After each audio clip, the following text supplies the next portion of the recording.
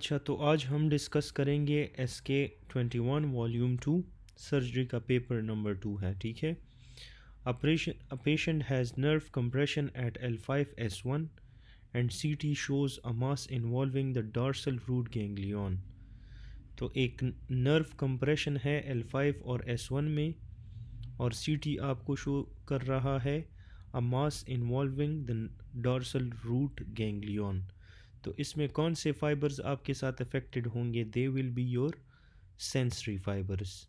ठीक है, क्योंकि जो डॉर्सल रूट गैंग्लियन है it contain cell body of sensory neurons, और अगर आप कंप्रेशन करते हो DRG की, there is loss of sensation, paraesthesia, radicular pain. ठीक है, but motor fibres remain intact because they lie in the ventral root. तो आपके साथ मोटर फाइबर्स इंटैक्ट होते हैं। ठीक है, और डॉर्सल रूट गैंग्लियन की कंप्रेशन हो जाए तो it causes loss of sensation, paraesthesia और रेडिकुलर पेन। अच्छा, फिर है 37-year-old accident victim arrives with BP 60/40, pulse 115। What is the best initial management? तो BP बहुत ज़्यादा कम है, ठीक है, और पल्स भी हाई है। ठीक है, तो इसमें आपने ABCD प्रोटोकॉल पे जाना है। सबसे पहले इसमें लाइफ थ्रेटनिंग हेमोरेज अगर होगा, ठीक है, मैसिव ब्लीड होगी, तो उसमें आपने पहले फ्लूइड रिससिटेशन करनी है। अच्छा, सिवियर हेमोरेजिक शॉक होगा, फर्स्ट इमीडिएट असेसमेंट में आपने ABC प्लस बेसिक रिससिटेशन करने हैं, स्पेशली इलेक्ट्रोलाइट्स करने हैं, उसमें potassium bicarbonate before managing fluids and blood. Electrolyte imbalance trauma में जो है it can rapidly worsen the shock, so it must be corrected earlier.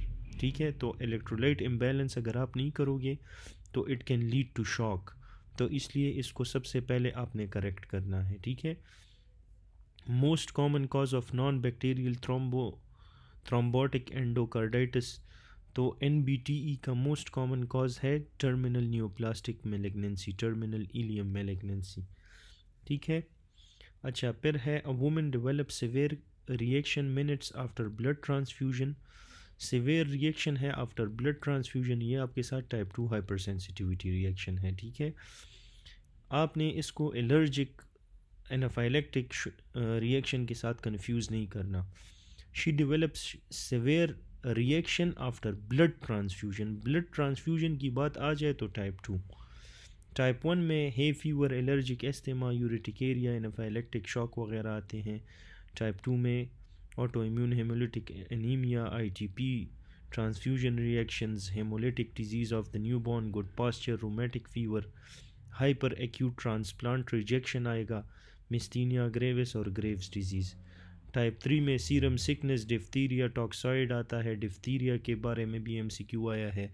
आर्थ्रस reaction, SLE, poli arthritis nodosa, SLE पे भी MCQ आया है, PSGN पे भी MCQ आया है। उन तीनों में टाइप 3 हाइपर सेंसिटिविटी रिएक्शन होती है। TB स्किन टेस्ट पे भी MCQ आया है, इसमें टाइप 4 हाइपर सेंसिटी है। कॉन्टैक्ट डर्माटाइटिस पे भी आया है, उसमें भी टाइप 4 है। पॉइजन IV निकल ट्रांसप्लांट रिजेक्शंस पे भी आया है। ठीक है, तो हाइपर एक्यूट ट्रांसप्लांट की बात आ जाए तो उसमें टाइप 2 लिखना है। सिंपल ट्रांसप्लांट रिजेक्शन की बात आ जाए तो टाइप 4 लिखना है। और इसमें type 1 diabetes type 4 hyper sensitivity में होता है, और टाइप 2 डायबिटीज़ आपके साथ जो है टाइप 2 हाइपर सेंसिटिविटी रिएक्शन में होता है। 2 weeks old boy has drooling regurg after feeds, in which week does this structure form?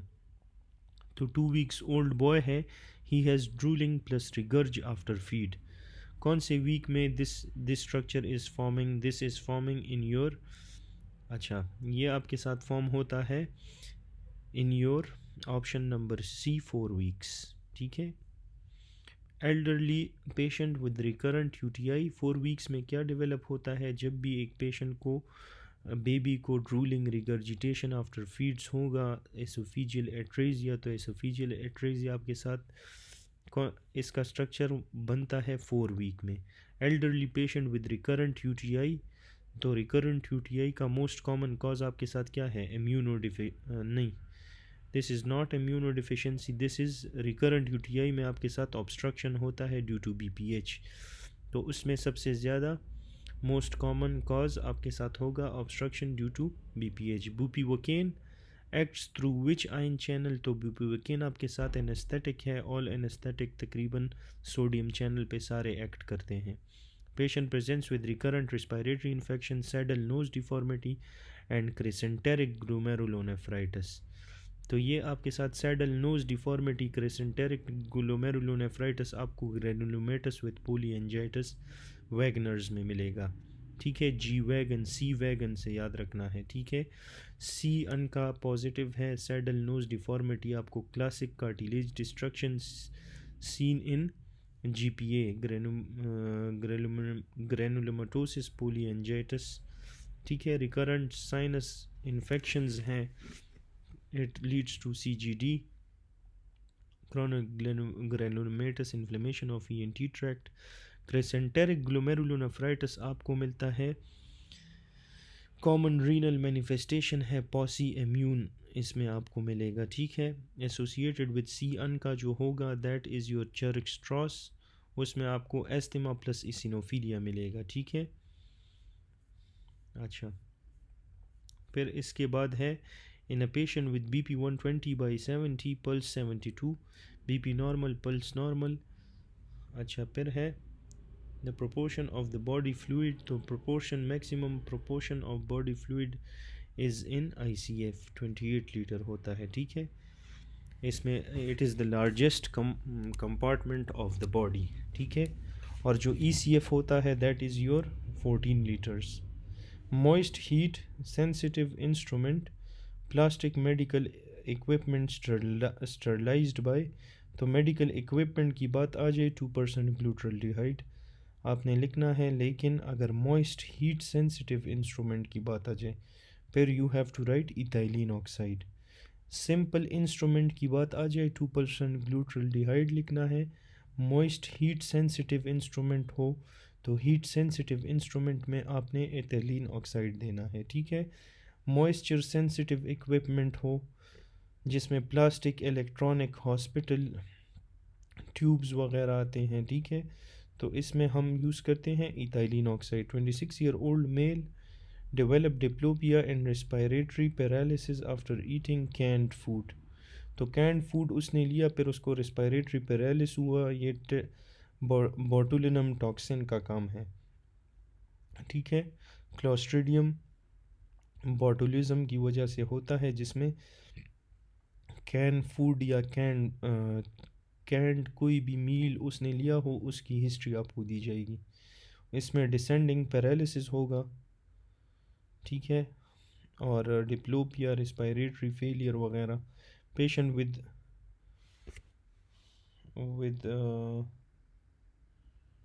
presents with abdominal vomiting, X-ray shows small obstruction plus pneumobilia. Obstruction plus pneumobilia आपको मिलता है इन गालस्टोन iliacus. ठीक है, अच्छा, ये आपको कह रहे हैं कि gallstone enters bowel via the chole enteric fistula obstructs the ileum, इसमें SBO होगा, न्यूमोबिलिया होगा और हिस्ट्री ऑफ गालस्टोन होगा।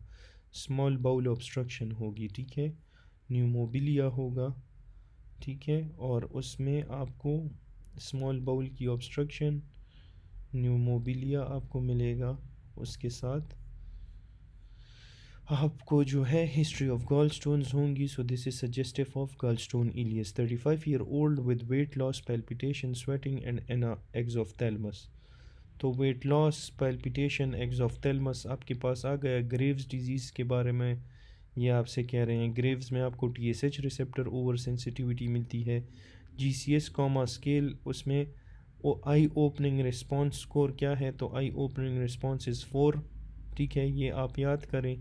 ठीक है, आई में स्पॉन्टेनियस अगर हो ओपनिंग तो that is 4, to speech is 3, to pain is 2 and कोई भी ना हो तो that is 1। Cervical lymph node level continuous with mediastinal lymph node. अच्छा, सर्वाइकल लिम्फ नोड आपके साथ जो मीडिएस्टिनल लिम्फ नोड के लेवल पे होंगे that are present at the level of L7, level 7। Level 7 पे सुपीरियर मीडियास्टिनल नोड्स कनेक्ट करते हैं to the chain of mediastinum. फिर इसके बाद patient has damage to cranial nerve 7 and 8 with left-sided facial muscle weakness, tremors and loss of balance। ठीक है, तो आपके साथ 7th और 8th नर्व का डैमेज हुआ है। ठीक है, तो इसका लीजन आपके साथ कहाँ पे होगा? That will be in pons. 7 और 8 इन्वॉल्व्स द पॉन्स। ठीक है, इसमें मैंने याद रखा है CMPM। CMPM ब्रेन के स्ट्रक्चर्स हैं। C for cerebral cortex, CM से मिड ब्रेन है, P से पॉन्स है, फिर M से मेडुला है। तो इसमें 2 2 4 4 आपने याद रखने हैं। पहले C सेरेब्रल कॉर्टेक्स में 1 2 नर्व्स ओरिजिनेट करते हैं। M फिर मिड ब्रेन आता है, उसमें 3 4, फिर P आता है पॉन्स, उसमें 5 6 7 8, और फिर आपके साथ मेडुला, उसमें 9 10 11 यूजुअली नहीं होता, और 12, लेकिन 9 10 11 12 सारे आ सकते हैं। ठीक है, तो CMPM आप याद रखो। 57-year-old man has dysphagia and difficulty turning head right, uvula deviates to the left। अच्छा, उसको डिस्फेजिया है और वो उसको डिफ़िकल्टी है turning the head towards the right side. ठीक है, राइट साइड पे वो हेड को टर्न नहीं कर सकता। यूविला उसका डेविएट हुआ है टू द लेफ़्ट। तो डैमेज कहाँ पे है? डैमेज आपके साथ है एट द जुगुलर फोरामेन। ठीक है, जब भी आपके साथ जुगुलर फोरामेन में क्रेनियल नंबर 9 10 11 पास होते हैं। ठीक है, दूसरी बात यह है, अगर इसको डैमेज हुआ तो you will have dysphagia, uvular deviation to the opposite side, और वीक स्टर्नोक्लीडोमेस्ट्रॉयड। ठीक है, जिसमें डिफ़िकल्टी टर्निंग हेड होगा। तो this is common damage of jugular foramen. फिर इसके बाद है most common location of extradural haematoma. तो एक्स्ट्रा ड्यूरल हेमाटोमा आपको टेम्पोरल लोब में मिलती है। ठीक है, ये आपने याद रखना है, एक्स्ट्रा ड्यूरल हेमाटोमा आपको टेम्पोरल लोब में मिलेगी। जो एपिड्यूरल हेमाटोमा है, इसको हम एक्स्ट्रा ड्यूरल भी कहते हैं। ये rupture of the middle meningeal artery से होता है, which is a branch of the maxillary artery. It is secondary to skull fracture. ठीक है, लेंस शेप बाय कन्वेक्स आपको CT स्कैन पे नज़र आएगा, और एक्स्ट्रा ड्यूरल या एपिड्यूरल में आपके साथ टेम्पोरल लोब इफेक्टेड होगा। ठीक है, तो टेम्पल में एक्स्ट्रा ड्यूरल हेमाटोमा है। ठीक है, टेम्पल में एक्स्ट्रा ड्यूरल हेमाटोमा है। फिर सबड्यूरल वेन में आपके साथ रप्चर होता है ब्रिजिंग वेन का, या सुपीरियर सेरेब्रल वेन उन्होंने दिया होगा।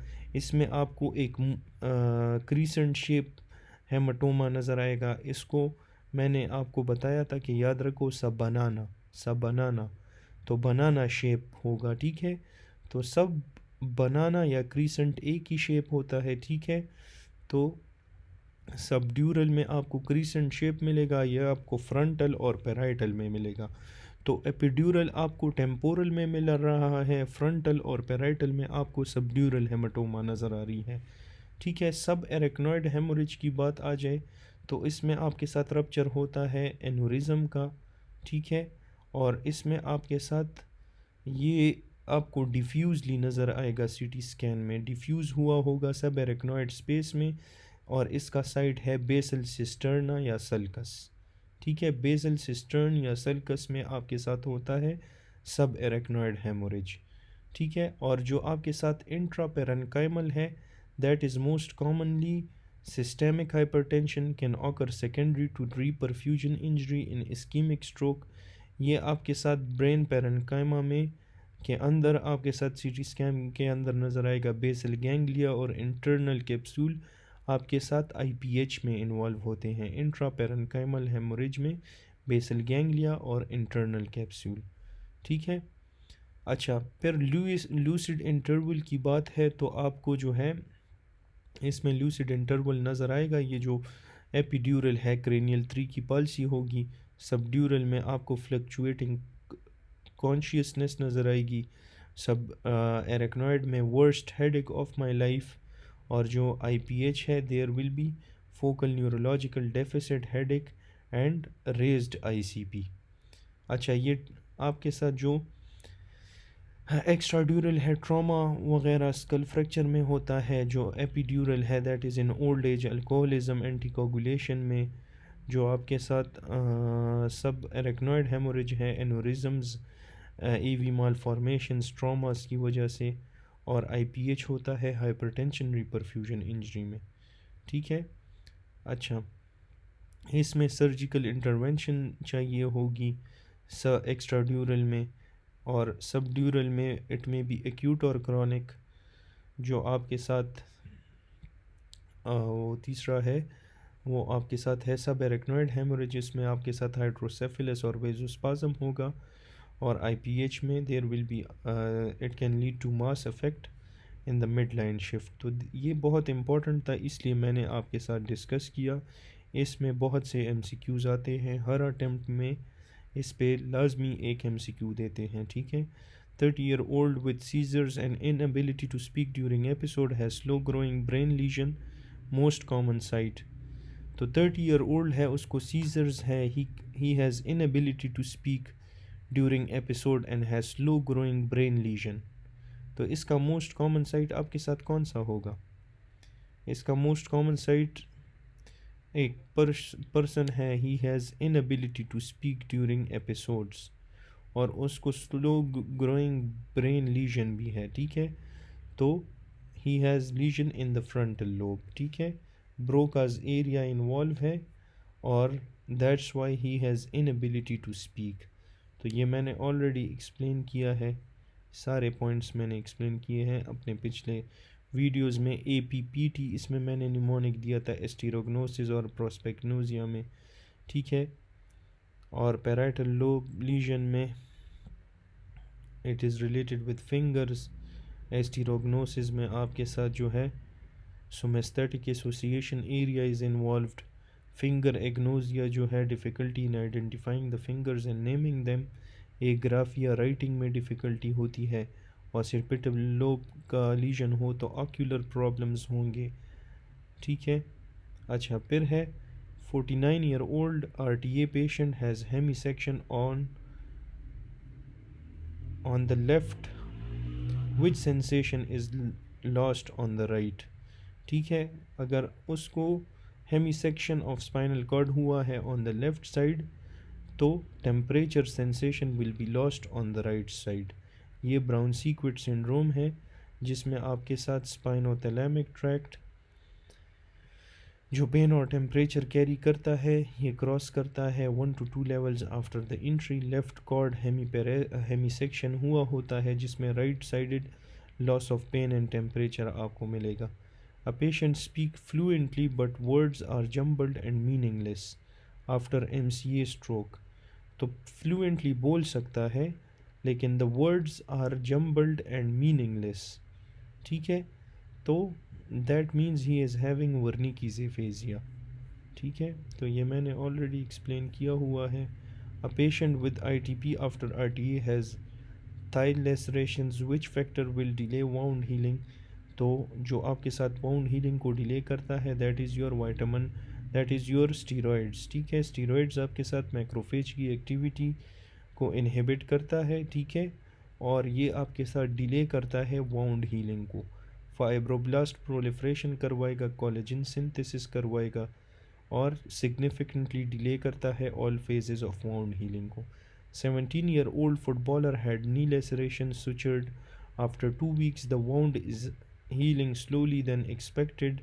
तो इसका कॉज क्या है? That is your infection. अच्छा, 17 year old फुटबॉलर है, नी लेसरेशन है, 2 weeks के बाद वाउंड इज़ हीलिंग स्लोअर। ये स्लो क्यों हील हो रहा है? क्योंकि वहाँ पे इन्फेक्शन हुआ है। ठीक है। अगर इन्फेक्शन हुआ होता है तो उसकी वजह से डिलेड वाउंड हीलिंग होती है। ये आप याद रखिए। Patient with mitral stenosis develop irregular pulse. ठीक है। तो what conduction abnormality is present? तो इसमें आपके साथ इंक्रीज कंडक्शन टाइम होगा। इरेगुलर पल्स है, एफिब की तरफ जा रहे हैं। ठीक है। तो उसमें आपको chaotic atrial impulse reach the AV node at variable interval prolong और वेरिएबल कंडक्शन टाइम आपको मिलेगा AFib में। तो ये आप याद रखो।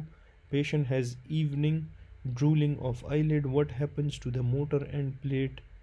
अगर इवनिंग में ड्रूलिंग ऑफ आईलिड है, ठीक है, तो ये मिस्थीनिया ग्रेविस की तरफ जा रहा है।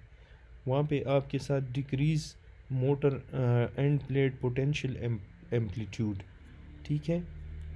तो ड्रूपिंग ऑफ आईलिड्स होगा, what happens to the motor end plate, this is a case of myasthenia gravis, ठीक है। तो इसमें decrease end plate potential amplitude, decrease end plate potential amplitude आपको इसमें मिलेगा, सही है। Myasthenia gravis antibodies destroy ACH receptor, decrease amplitude of end plate potential और fatigable weakness आपको मिलती है। After massive blood transfusion patient develop carpopedal spasm। तो carpopedal spasm hypocalcemia की वजह से होता है, low calcium. Post blood transfusion ECG पे आपको टॉल पीक्ड टी वेव्स नज़र आ रहे हैं। तो टॉल टी वेव्स आपको हाइपरकेलीमिया में नज़र आते हैं, ठीक है, और फ्लैट या शॉर्ट टी वेव आपको हाइपोकेलीमिया में नज़र आएंगे। Patient on anti malarial therapy develop long QT torsade de pointes. तो टॉर्सेट डी पॉइंटीज में हमने कौन सा ड्रग देना होता है, दैट इज़ योर क्विनीन, ठीक है। टॉर्सेट डी पॉइंटीज में you have to give quinine. Torsade de pointes में आपने क्विनीन क्यों देना है, बिकॉज क्विनीन और क्विनिडीन प्रोलॉन्ग करते हैं QT इंटरवल को, और आपके साथ रिस्क है इसमें टॉर्सेट डी पॉइंटीज का, ठीक है। Cancer patient develop tingling numbness in feet and knee, which drug is responsible. तो कैंसर पेशेंट में वो डायग्राम आपने याद रखना होगा, ठीक है, मैंने आपको कई दफ़ा पढ़ाया है। तो पेरिफेरल फीट्स और नीज़ वगैरह पेरिफेरल चीज़ें इन्वॉल्व है उसमें, विनक्रिस्टिन इज़ इन्वॉल्व्ड, ठीक है। तो विनक्रिस्टिन ये वो डायग्राम है। यहाँ पे हेड में आप एक और चीज़ बनाओ, ठीक है, न्यूरोब्लास्टोमा जो है, न्यूरोब्लास्टोमा में भी आप विनक्रिस्टिन आइकेस देते हो, ठीक है।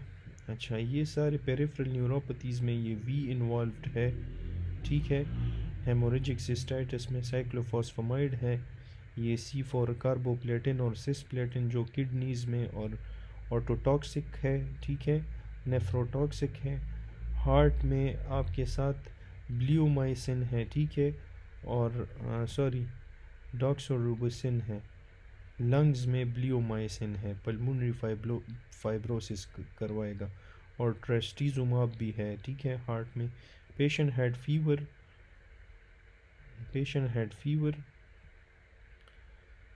treatment then developed dash colored urine plus jaundice, HB7 retic count is 10%। अच्छा, जॉन्डस वगैरह भी उसको डेवलप हुआ है, हेमोलिसिस हुई है, so this is G6PD deficiency. Fever plus drug exposure oxidative stress which leads to intravascular hemolysis and leads to cola color urine plus jaundice and reticulocyte strongly suggest G6PD deficiency, ठीक है। तो ये आपके साथ है G6PD। उसको कोई anti malarial treatment भी दिया होगा इन्होंने, ठीक है। 50 year old man, no trauma है, पेनफुल आर्म एबडक्शन, ठीक है, and weakness, pain improves with steroid but weakness persists. तो this is rotator cuff tear, ठीक है। तो टेंडिनाइटिस में pain improve fully with steroid. अगर रोटेटर कफ टेंडिनाइटिस होता तो उसमें पेन फुली इम्प्रूव होता है स्टीरॉयड के साथ। अगर टीयर है तो इसमें pain improves but weakness remains the same. There is inability to abduct the arm, ठीक है। तो ये टीयर में सुप्रास्पाइनेटस इन्वॉल्व होगा, वीकनेस इसमें होगी, पेन इम्प्रूव होगा, और अगर पेन फुली इम्प्रूव हो गया, this is tendinitis. What are clinical science test for congenital hip dislocation. तो कॉन्जेनिटल हिप डिसलोकेशन के लिए हम click sound on abduction is the diagnostic test. What is the anatomical landmark differentiating direct versus indirect inguinal hernia? तो that is your inferior epigastric vessel, ठीक है. Keyhole defect in the pupil, embryological defect, ये किधर है? Keyhole defect है pupil में, तो embryological defect is in the optic cup defect. Failure of closure of embryonic fissure आपके साथ coloboma cause करता है, which produces a keyhole pupil, ठीक है. अगर आपके साथ फेलियर ऑफ क्लोजर होगा एम्ब्रियोनिक फिशर का, ऑप्टिक कप का, तो इट कॉजेस कोलोबोमा, और ये आपके साथ की होल प्यूपल कॉज करवाता है, ठीक है.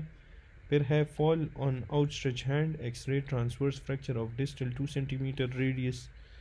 तो इसमें एक्सपेक्टेड फाइंडिंग आपको डिनर फॉर्क डिफॉर्मिटी मिलेगी. ये आपके साथ कोलिस फ्रैक्चर है जिसमें आपको डिनर फॉर्क डिफॉर्मिटी मिलती है, ठीक है.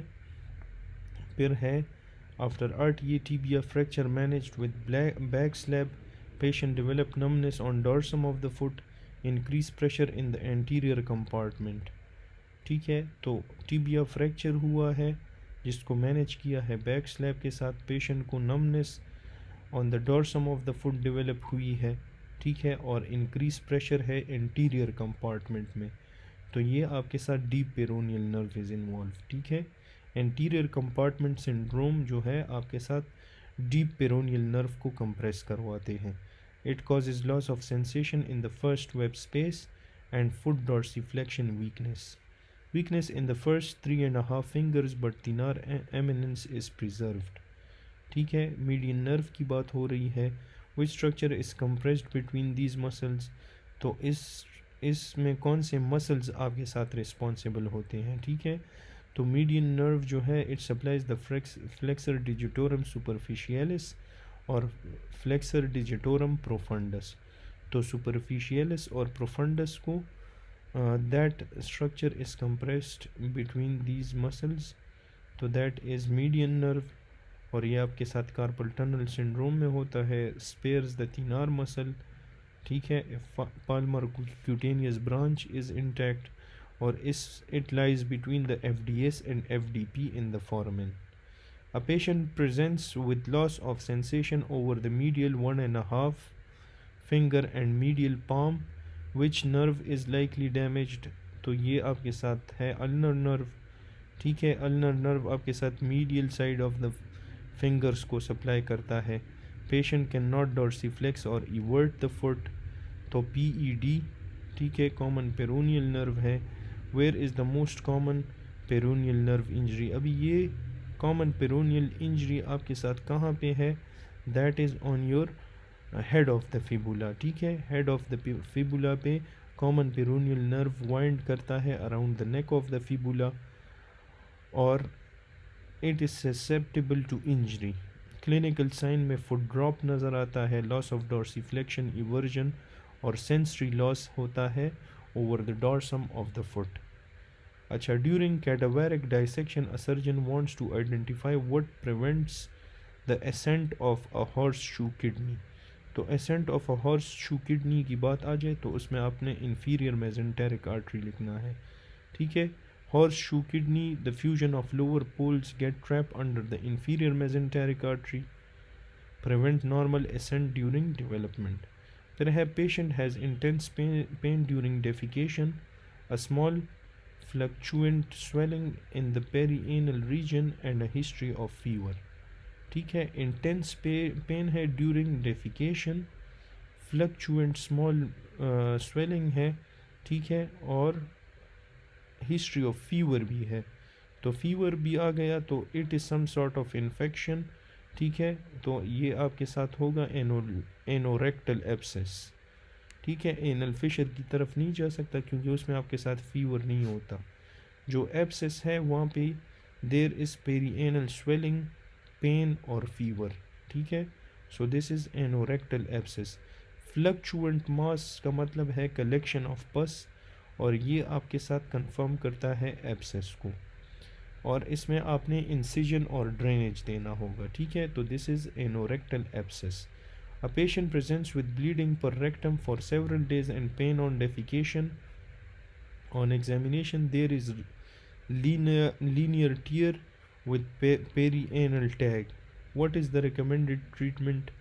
तो जब भी ब्लीडिंग पर रेक्टम होगी, पेन ऑन डेफिकेशन होगा और आपके साथ there is a linear tear with a perineal tag, तो इसमें आपने क्या करना है, लेटरल इंटरनल स्फिंक्टरेक्टमी करनी होगी, क्योंकि ये आपके साथ एक फिशर है, क्रॉनिक फिशर है, which is indicated by pile और स्किन टैग। इसमें लेटरल इंटरनल स्फिंक्टरेक्टमी करनी होती है, ये डेफिनेटिव ट्रीटमेंट है। बैंड लाइगेशन हम करते हैं हेमोरॉइड्स के लिए, ठीक है, तो ये आप याद रखो, बैंड लाइगेशन आपने करनी है हेमोरॉइड्स के लिए।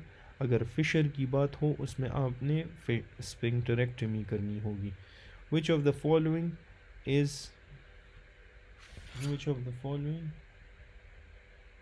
Is seen in aortic stenosis? तो एओर्टिक स्टेनोसिस में आपके साथ क्या चीज़ आपको नज़र आएगी? There will be decrease pulse pressure, ठीक है, एओर्टिक स्टेनोसिस में आपको डिक्रीज पल्स प्रेशर नज़र आएगा। लेफ्ट वेंट्रिकल की आउटफ्लो ऑब्स्ट्रक्शन होगी, it leads to narrow pulse pressure and slow rising low amplitude pulse, जिसे हम पल्सस पार्वस इटार्डस भी कहते हैं, ठीक है।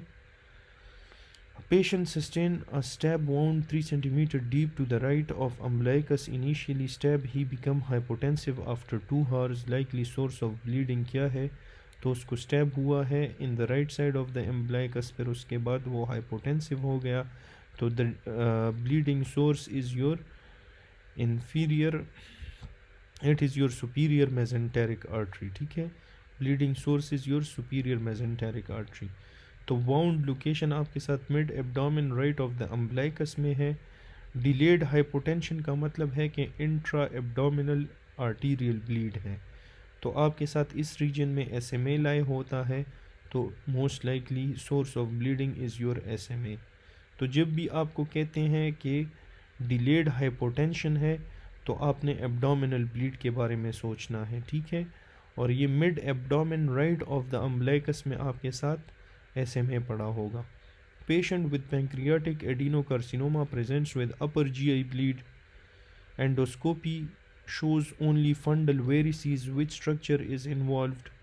तो उसको upper GI bleed है, एंडोस्कोपी में आपको जो है it shows only fundal varices, ठीक है, तो which structure is involved? तो the structure that is involved is the thrombosis of your splenic vein, ठीक है। आइसोलेटेड फंडस वेरिसेस जो है वो आपके साथ स्प्लीनिक वेन थ्रोम्बोसिस की वजह से होते हैं, commonly from pancreatic tumours. Unlike portal vein thrombosis oesophageal varices are absent, ठीक है। तो पैंक्रियाटिक एडिनोकार्सिनोमा हो, एक पेशेंट को अपर GI ब्लीड हो, ठीक है, और आपको एंडोस्कोपी पे सिर्फ फंडल वेरिसेस नज़र आ रहे हैं, तो फंडल वेरिसेस सिर्फ फंडल आइसोलेटेड फंडल वेरिसेस आपको स्प्लीनिक वेन थ्रोम्बोसिस में मिलता है, ठीक है, which is from pancreatic tumour, तो ये आपने याद रखना है। Newborn develops diarrhoea after milk consumption, तो डायरिया डेवलप करता है after milk consumption, that is lactose intolerance, ठीक है। इसमें ऑस्मोटिक डायरिया होता है after milk consumption. Twisting inversion injury of ankle with intense pain, difficulty standing, ankle sprain, which structure is damaged? तो twisting inversion injury of the ankle with intense pain है और difficulty हो रही है standing में, ठीक है, तो ankle sprain इसका डायग्नोसिस है, तो ankle sprain में कौन सा स्ट्रक्चर डैमेज होता है? That is your anterior talofibular ligament, ठीक है। जो मोस्ट कॉमन लिगामेंट इंजर्ड होता है in inversion ankle sprain is the ATFL, ठीक है, एंटीरियर टेलोफिबुलर लिगामेंट आपके साथ मोस्ट कॉमन इंजर होता है इन इन्वर्जन एंकल स्प्रेन में। Pain, swelling, instability localise to lateral ankle नज़र आएगी। Patient complains of right hypochondrium pain, high grade fever, jaundice, liver is palpable, तो उसको राइट हाइपोकॉन्ड्रियम पेन है, फीवर भी है, जॉन्डिस भी है और लिवर भी उसका पैल्पेबल है, तो this is a liver abscess. Fever की बात आ गई तो एब्सेस के पीछे जाना है। Fever, right hypochondrium pain, hepatomegaly, jaundice आपके साथ इंडिकेट करता है पायोजेनिक अमीबिक लिवर एब्सेस को। Pyogenic amoebic liver abscess. Patient has history of diarrhoea then developed right hypochondrium pain. Diarrhoea है, राइट हाइपोकॉन्ड्रियम पेन है, और अभी इसमें एसिनोफिल्स ज़्यादा है। ठीक है, तो एसिनोफिल्स आपको ज़्यादा मिलते हैं इन अमीबिक लिवर एब्सेस में। ठीक है, हिस्ट्री ऑफ डायरिया और अमीबिक इन्फेक्शन भी है, लिवर इन्वेजन भी है, राइट हाइपोकॉन्ड्रियम पेन, फीवर, एसिनोफिलिया है। तो ये सारे के सारी चीज़ें आपको अमीबिक लिवर एब्सेस में मिलते हैं। 64 year old, sudden right leg pain after prolong flight on exam dorsalis pedis and posterior tibial pulse is absent. तो 64 ईयर ओल्ड बंदा है और उसको सडन लेफ़्ट लेग पेन हुआ है after prolong flight, pulmonary embolism की तरफ जा रहा है। ठीक है, डोर्सालिस पीडस और पोस्टीरियर टिबियल पल्स इसमें एब्सेंट है। तो इसमें एब्सेंट है तो this is acute limb ischaemia. ठीक है, ये आपके साथ आर्टीरियल ऑक्लूजन हुआ है, इसमें सडन ऑनसेट पेन और डिस्टल पल्सेस है, एब्सेंट है तो दिस इज़ आर्टीरियल ऑक्लूजन। और डीवीटी में आपके साथ स्वेलिंग होती है बट पल्सेस आर प्रेजेंट। ठीक है, 10% formalin is used in biopsy specimen for which purpose. तो 10% फॉर्मलिन हम किस लिए यूज़ करते हैं? To prevent autolysis. ठीक है, फॉर्मलिन आपके साथ फिक्स करता है टिश्यू को बाय क्रॉस लिंकिंग प्रोटीन्स और prevent enzymatic autolysis and preserving morphology. Pleural plaques on X-ray in construction worker. तो construction worker में pleural plaques नज़र आ रहे हैं तो this is due to asbestos। ठीक है, asbestos exposure हुआ है, pleural plaques आपको classically asbestos में मिलते हैं। Inorganic iron causing cancer, तो कौन सा कैंसर कॉज करता है? That is your asbestos. ठीक है, अच्छा फिर इसमें है 48 year old man, unknown case CLD presents to the emergency department with hematemesis. He is stabilized, treated with terlipressin and urgent endoscopy confirmed the presence of esophageal varices. After controlling the acute pain, you plan long-term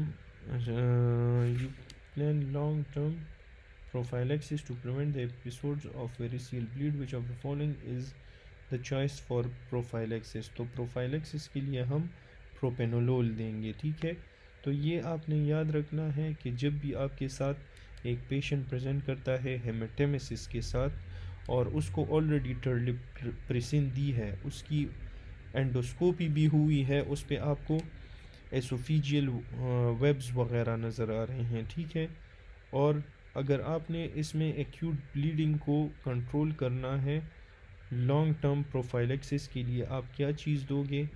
तो उसके लिए आप दोगे beta blocker, propranolol. Hepatitis B का mode of transmission क्या है? तो this is sexual contact. ठीक है, most important beneficial function of apoptosis क्या है? मोस्ट कॉमन बेनिफिशियल फंक्शन जो है एपोप्टोसिस का, that is your it removes the mutant cell.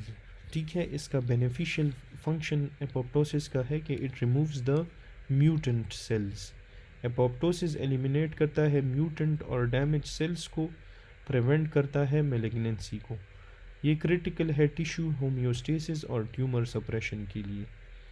Patient with CLD presents with ascites and peripheral edema.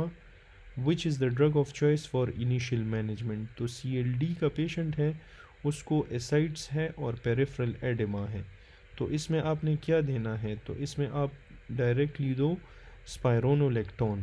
क्यों spironolactone? Because it is a potassium sparing diuretic. ठीक है, ये आप हेपेटिक एसाइड्स में स्पायरोनोलेक्टोन इसलिए देते हो कि ये आपके साथ पोटाशियम को स्पेयर करवाता है। ठीक है, तो CLD में आपके साथ क्या होता है कि पोटाशियम बहुत ज़्यादा लॉस हो जाता है। ठीक है, तो आपने पोटाशियम स्पेयर करवाना होता है, तो you give potassium sparing with loop diuretics. A patient presents with syncope, ECG shows P wave not followed by QRS complex. तो P wave not followed by QRS complex, तो ये आपके साथ कौन सा हार्ट ब्लॉक हो गया? ये आपके साथ कंप्लीट हार्ट ब्लॉक हो गया, ठीक है। इसमें complete dissociation of atria from ventricle आपको नज़र आएगी। एट्रिया खुद बीट करेगा, वेंट्रिकल खुद ही बीट करेगा, लाइक इंडिपेंडेंट बीटिंग करेंगे। एट्रिया अपने आप के साथ बीट करेगा, ठीक है, और वेंट्रिकल खुद बीट करेगा, ठीक है। तो इसे हम कंप्लीट हार्ट ब्लॉक कहते हैं। उसमें आपके साथ क्या होगा? Atria and ventricle contraction are independent causing P wave not conducted to ventricles, which can lead to syncope or fainting, ठीक है। फिर है 58-year-old patient presents with sudden onset chest pain radiating to the back associated with diaphoresis. Which laboratory test is most specific for confirming myocardial injury? अच्छा, तो 58-year-old patient है, उसको sudden onset chest pain हुआ है और diaphoresis भी है, sweating वगैरह भी है। तो विच of the following is specific? एक स्पेसिफिक है और एक सेंसिटिव है। तो आई एम स्पेसिफिक, तुम सेंसिटिव, ठीक है। ट्रोप I is specific, ट्रोप T is sensitive. The clinical picture suggests acute MI. Troponin I is highly specific for MI, rising within 4 to 6 hours, peaking in 12 to 24 hours. A 45-year-old patient presents with sudden epigastric pain radiating to the back, which worsens when lying supine. Which laboratory test is most specific for confirming the diagnosis? तो confirming the diagnosis के लिए lipase is specific for pancreatitis, ठीक है। ये pancreatitis का scenario है, इसमें serum lipase is greater than serum amylase, it is more specific than amylase, ठीक है। 65-year-old patient or anticoagulant presents with sudden onset abdominal wall swelling and pain, which worsens with movement. On examination there is tender firm mass in the abdomen. The most likely diagnosis is, अच्छा, 65 year patient है, anticoagulation ले रहा है, उसको sudden onset abdominal wall swelling है और pen है, और ये आपके साथ वर्सन हो रहा है विद मूवमेंट के साथ, ठीक है। On examination there is a tender firm mass in the abdominal wall, तो ये आपके साथ है rectus sheath haematoma. This is rectus sheath haematoma, ठीक है। रेक्टस शीथ हेमाटोमा में आपके साथ एक्यूट एब्डोमिनल वॉल पेन होगा और स्वेलिंग होगी, ठीक है। Diagnosis usually confirmed with ultrasound और CT scan. Painful abdominal swelling with cough impulse, painful abdominal swelling है, कफ इम्पल्स है और जूजिनल लूप्स आपको नज़र आ रहे हैं। इसे हम कहते हैं स्पिगेली, इसको हम कहते हैं Richter's hernia.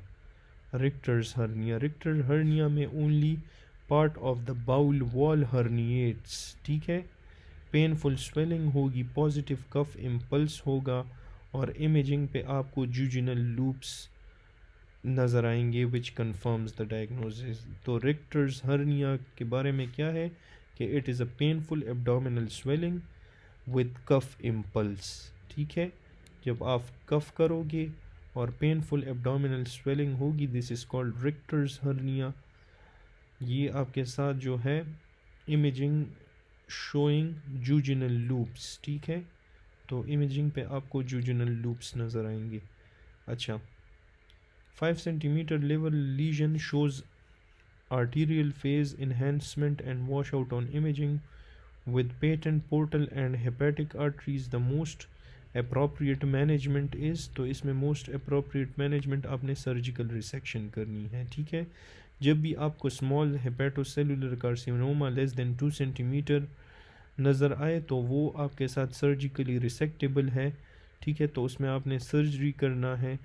Best management is hepatic resection, ठीक है। टेस और सोराफिनिब is reserved.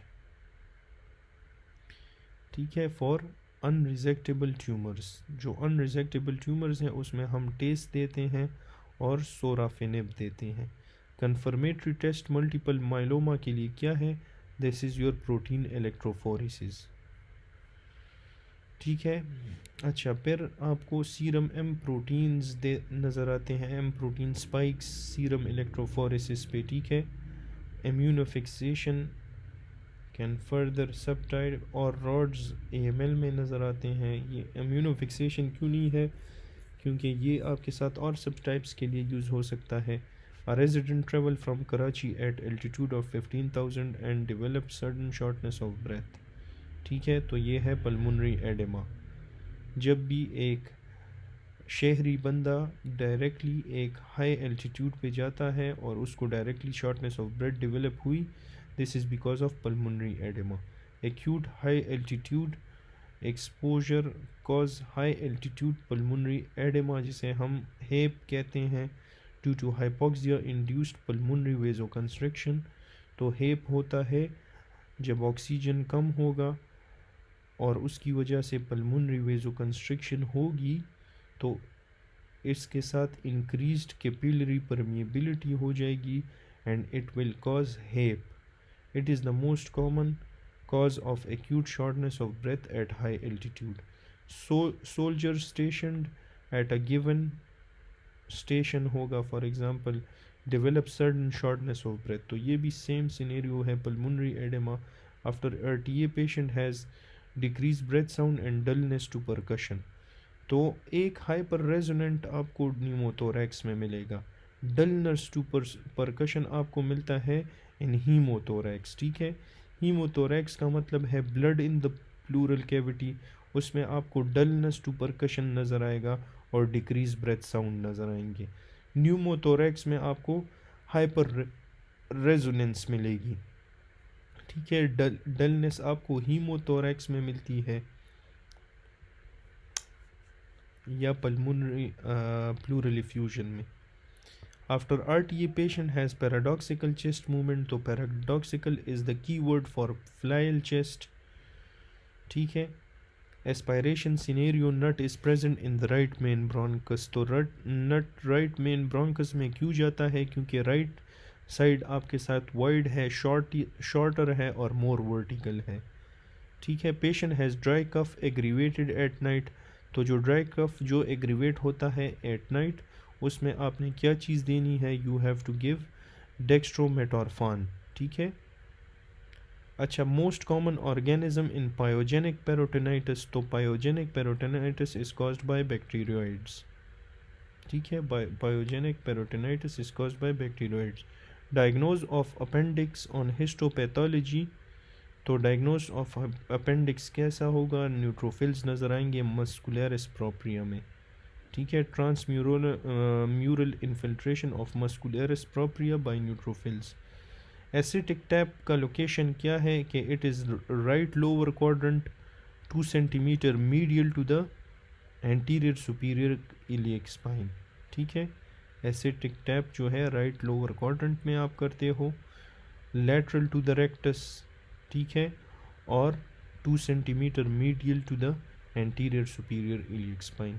Patient after RTA has wrist drop. Most likely injury क्या है? तो this is due to the fracture of the shaft of humerus. जब भी शाफ्ट ऑफ ह्यूमरस का fracture होगा, it can lead to wrist drop, क्योंकि इसमें radial nerve की इंजरी होती है। ठीक है। Mid shaft of the humerus में।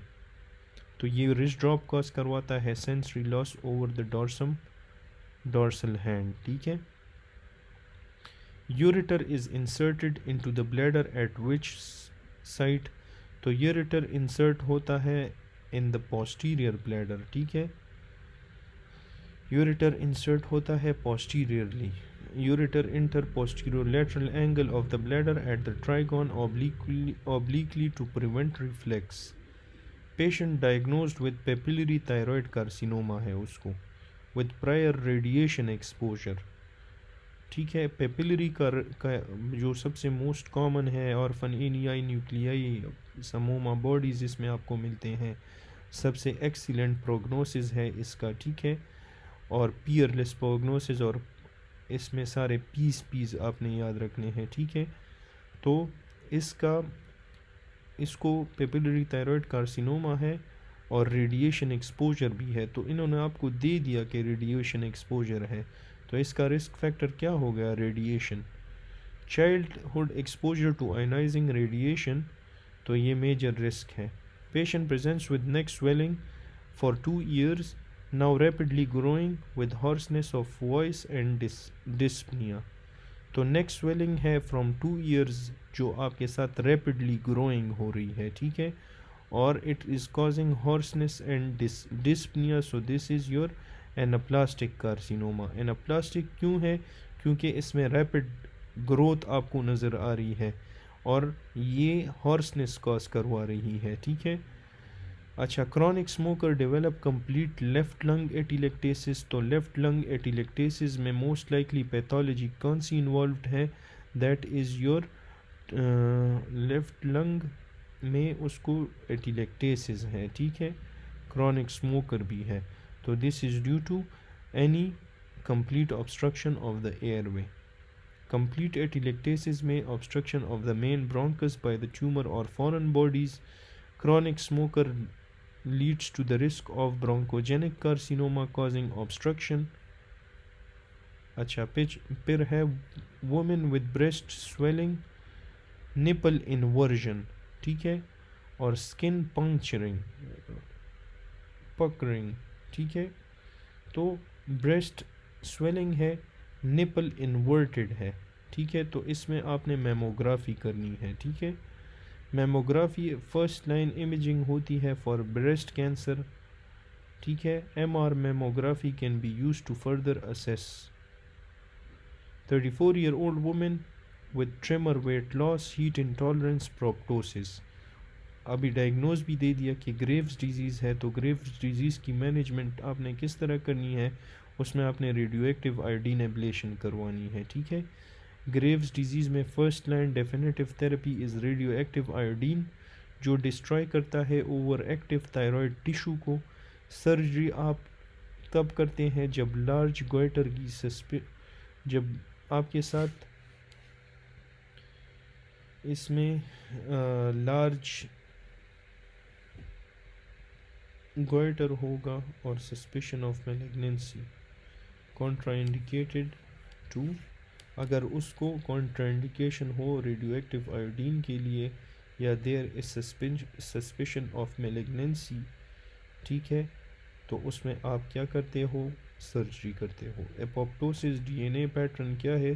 स्टेप लैडर पैटर्न है एपोप्टोसिस में, ठीक है। उसमें आपको डीएनए फ्रेगमेंटेशन नज़र आती है in the form of ladder pattern on gel electrophoresis. This distinguished from necrosis, जिसमें आपको नेक्रोसिस में स्मीयर पैटर्न मिलता है, एपोप्टोसिस में लैडर पैटर्न मिलता है और नेक्रोसिस में आपको स्मीयर पैटर्न मिलता है। तो ये आपने याद रखना है, ठीक है। नेक्रोसिस में स्मीयर पैटर्न, एपोप्टोसिस में लैडर पैटर्न है, ठीक है। Burn patient 35% body surface area burn है, तो दिस इज़ हाइपोवॉल्यूमिक शॉक, क्योंकि इसमें सबसे ज़्यादा वॉल्यूम लॉस हुआ होता है। बर्न्स में more than 20% total body surface area अगर इन्वॉल्व हो, तो इसमें fluid loss is the most important thing to consider because it can lead to hypovolemic shock in early phases, which is managed by aggressive fluid resuscitation. Hypotension with failing heart rate, hypotension है और heart rate भी कम हो रहा है, falling हो रहा है, ठीक है। तो drug to improve the symptoms, तो आपने इसमें क्या चीज़ देनी है? आपने इसमें देना है डोपामीन, ठीक है। डोपामीन क्यों देना है? Because it increases the cardiac output, BP and renal perfusion, और ये आपके साथ शॉक में यूज़फुल होता है with hypotension and low perfusion. फिर है patient presents with post RTA with hypotension, pulse 125, increased urine output is 15 ml per hour with and he is confused। तो ये कौन से टाइप का शॉक है? RTA है, हाइपोटेंशन है, उसका पल्स 125 है। तो पल्स 120 से 115 40 तक आई गेस, 120 से 139 तक जो आता है वो स्टेज 3 में आता है, ठीक है। इसकी अपनी क्लासिफिकेशन है, तो ये आपने लाजमी देखनी है ये क्लासिफिकेशन, ठीक है। Patient with urinary UTI infection develop hypotension, the most likely type of shock is, अच्छा, यूटीआई इन्फेक्शन है उसके बाद ही डेवलप्स हाइपोटेंशन, तो दैट इज़ सेप्टिक शॉक, ठीक है। यूटीआई का मतलब है कोई इन्फेक्शन हुआ है, ठीक है। Sepsis, it can lead to sepsis, UTI, ठीक है। Hypotension in the setting of infection suggest septic shock, ठीक है। अगर एक बंदे को इन्फेक्शन हो उसके साथ उसको हाइपोटेंशन डेवलप हुई तो he is going into septic shock. इसका most common organism is gram negative UTI. फिर है patient presents with transient ischaemic attack and carotid bruit, what is the confirmatory investigation, तो ट्रांजिएंट इस्कीमिक अटैक है और carotid brute है, तो इसमें आपने क्या करना है, you have to do carotid Doppler, ठीक है। कैरोटिड डॉपलर आपका फर्स्ट नॉन इन्वेसिव टेस्ट है और कंफर्म करता है स्टीनोसिस या ओक्लूजन को in the carotid arteries after TIA with the brute.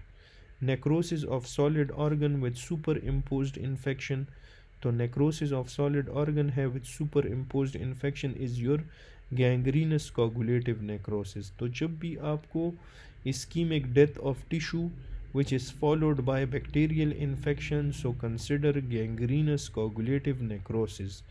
It is common in limb or solid organ infarction.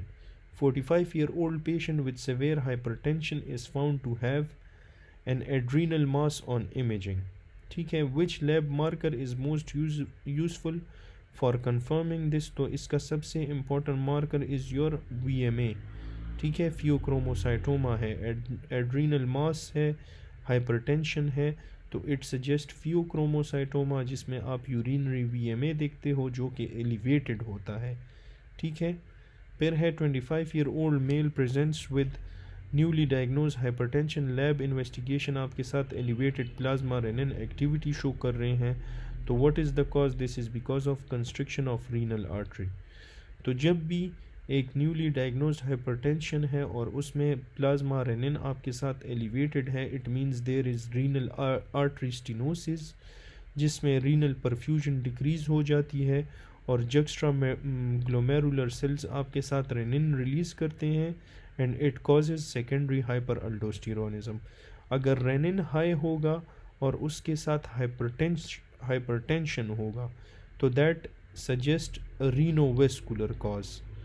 अगर आपके साथ रेनिन हाई है और हाइपरटेंशन है तो रीनोवेस्कुलर कॉज आपने कंसिडर करना है।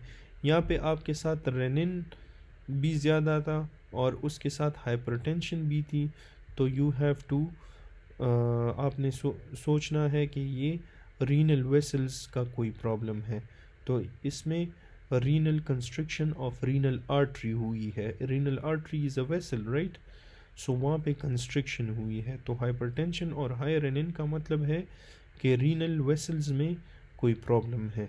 45-year-old patient presents with fatigue, hypotension and electrolyte imbalance. 45-year-old patient है, fatigue है, hypotension है, electrolyte imbalance है, sodium is 128 low है और potassium is 5। तो पोटाशियम आपके साथ 3.5 to 5 इज़ नॉर्मल, ये तकरीबन अपर बॉर्डर पे है, नॉर्मल है, और सोडियम आपके साथ हाइपोनेट्रीमिया है, ठीक है। अच्छा, तो इसको फैटीग हाइपोटेंशन है और हाइपोनेट्रीमिया है। तो ये आपके साथ जा रहा है एडिसन डिजीज़ की तरफ, जहाँ पे आपको यहाँ पे माइल्ड हाइपरकेलीमिया नज़र आ रही है, माइल्ड हाइपरकेलीमिक है, तो this is Edison. Adrenal insufficiency Edison में आपके साथ क्या होता है, हाइपोटेंशन हाइपरकेलीमिया, कॉन्स में हाइपरटेंशन हाइपोकेलीमिया, ठीक है। तो सोडियम लॉस पोटाशियम रिटेंशन होती है, हाइपोनेट्रीमिया हाइपरकेलीमिया होता है एडिसन्स में। 12-year-old presents with disproportionately long arms and legs relative to trunk, short stature, and normal development. So this is autosomal dominant. ये आपके साथ मार्फान सिंड्रोम है जिसकी इनहेरिटेंस है autosomal dominant. इसमें arm span is greater than height और long fingers होंगे. Cardiovascular involvement आपको नज़र आएगी. फिर है 40-year-old with sarcoidosis presents with cough, shortness of breath. Sputum पे आपको पॉजिटिव ब्रांचिंग फिलामेंट्स नज़र आ रहे हैं. Acid fast weakly positive. Negative Ziehl Neelsen staining है. ठीक है, तो सार्कोइडोसिस है, cough and shortness of breath है. ठीक है, और स्प्यूटम पे आपको ग्राम पॉजिटिव ब्रांचिंग फिलामेंट्स नज़र आ रहे हैं जो कि वीकली एसिड फास्ट पॉजिटिव है. So this is nocardia. ठीक है, तो नोकार्डिया के बारे में आप याद रखो कि इसमें आपको ब्रांचिंग फिलामेंट्स नज़र आएंगे जो पार्शली एसिड फास्ट होंगे और ये आपको इम्यूनो कॉम्प्रोमाइज्ड या क्रॉनिक डिजीज़ पेशेंट में मिलेंगे. ठीक है, ये it can also mimic TB and ZN staining is negative for Nocardia. ठीक है, फिर है during neuroanatomy dissection student is asked where the facial nucleus is located in the brain stem. तो फेशियल न्यूक्लियस सेरेब्रोपोंटाइन एंगल है option में नहीं, इसमें आपने फेशियल कॉलिकुलस लिखना है. फेशियल न्यूक्लियस की बात की है तो वो फेशियल कॉलिकुलस में होता है on the dorsal aspect of the pons. ठीक है, लीजन यहाँ पे इप्सिलेटरल फेशियल पैरालिसिस कॉज करवाएगा. Patient presents with petechiae and purpura. Labs पे normal platelets, normal PT, elevated APTT. Patient receives absorbed plasma. अच्छा, पेटिक पर्पुरा है, normal PT और platelets हैं, तो इसमें APTT एलिवेट है, हेमोफीलिया है, फैक्टर 8 की डिफिशिएंसी होगी ऑप्शन ए. अच्छा, a patient presents with easy bruising. Lab में प्लेटलेट्स नॉर्मल है, ब्लीडिंग टाइम नॉर्मल है, PT इज़ नॉर्मल. उसको सिर्फ ब्रूजिंग है तो ये APTT भी प्रोलॉन्ग है. ठीक है, तो फैक्टर 8 की डिफिशिएंसी फिर से हो गई. Mother delivers pre mature. अगर APTT प्रोलॉन्ग ना हो तो फिर you can go with vitamin K, लेकिन एंड में इन्होंने APTT प्रोलॉन्ग लिखा है तो this becomes vitamin factor 8 deficiency. The mother delivers a premature baby. Paediatrician notes nose bleeding. Further investigation, it is found that the mother had a history of antibiotic use during pregnancy. तो एक patient को pre mature baby हुआ है और उसके knows से bleeding हो रही है. मदर ने बहुत ज़्यादा एंटीबायोटिक ली है ड्यूरिंग प्रेगनेंसी, तो इसका मोस्ट कॉमन कॉज क्या है? विटामिन K की डिफिशिएंसी हो सकती है. ठीक है, premature infants have low vitamin K stores. अगर मदर एंटीबायोटिक्स लेगी तो it reduces the gut flora, decreases vitamin K production. There is a risk of haemorrhagic disease of the newborn. तो you have to tell the mother to avoid antibiotics during pregnancy. ठीक है, ज़्यादा नहीं लेने. A patient with muscular dystrophy is being evaluated for serum protein. एक patient है उसको muscular dystrophy है and she is being elevated for serum protein, which molecule is typically normal, so that is your albumin. ठीक है, muscular dystrophy affects the proteins जिसमें serum albumin आपके साथ normal होता है और liver synthesis is unaffected. Patient is concerned about his risk of developing diabetes mellitus. Which factor increases his risk? तो family history of diabetes in first degree relative increases his risk. A diabetic patient presents with chronic ulcer on histo. What is the main mechanism for ulcer formation? तो main mechanism for ulcer formation is your neuropathy and angiopathy. ठीक है, diabetic foot ulcer result करते हैं peripheral neuropathy से और peripheral arterial disease से. Caspases किसकी वजह से एक्टिवेट होते हैं? ये इंट्रेंसिक और एक्सट्रेंसिक दोनों पाथवेज कंबाइन होके in the process of apoptosis आपके साथ कैस्पेसिस एक्टिवेट होता है. ठीक है, और वो आपके साथ फिर नेक्रोसिस करवा देते हैं, ठीक है। Caspases are proteases that orchestrate programme cell death. तो ये मैंने पिछले वीडियो में फर्स्ट एड के साथ ये सारा मैकेनिज़्म पढ़वाया है आपको, ठीक है। तो आप काइंडली इनको स्टार्ट से देख लें, आपको इस एमसीक्यू की समझ आ गई होगी, ठीक है। तो यहाँ स्टॉप करते हैं। अगर आपको ये वीडियोस अच्छे लग रहे हैं तो काइंडली आप सब्सक्राइब करें, आपका कुछ नहीं जाएगा। And thanks for watching, see you in the next video.